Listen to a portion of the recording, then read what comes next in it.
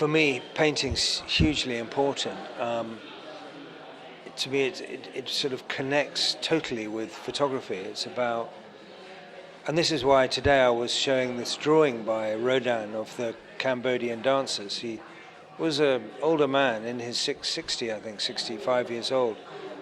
He's a man, Rodin, he drew probably as much as he breathed. Drawing was like breathing. It was like something he did every single day. And when you see him draw the movement of a dancer, to me it's like magic. It's like, whoa, that hand went out there. And we think about a decisive moment, and it's a kind of, then it becomes a ridiculous sort of modernist conceit. I mean, what is a decisive moment in a Rodin drawing? But in the time that, you know, Henri Cartier-Bresson was working, where he was working with surrealism, you know, the surrealistic juxtapositions of course there was this decisive moment, because he's not focusing always on one thing, but it's the hands and the cloud and so on. So it's a different thing. But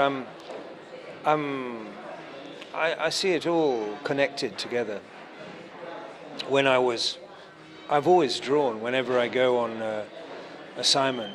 Normally I have a pencil, and I find it very important to respond to the world around me, you know, in that way. So the way I approach teaching is that I open all the possibilities and try to understand, at the core of teaching is actually learning. So my interest is learning about what people want to say, have inside them. I think there was a Canadian writer who once talked about the knot, you know, there's sort of a knot that we all have in our heart that we want to unravel. And I think it's a case of trying to understand what people have inside them that they want to say.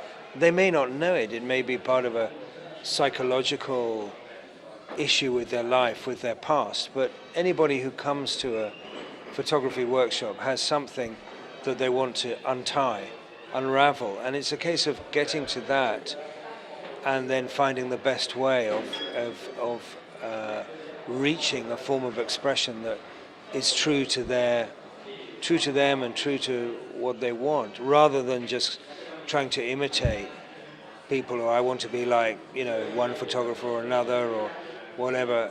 That's never going to work. I think people have to look inside themselves, and at the same time to look at a lot of pictures, you know, a lot of photographs, a lot of books, a lot of paintings too, just to say, okay, who am I? What am I doing here? You know, and I think the door is completely open.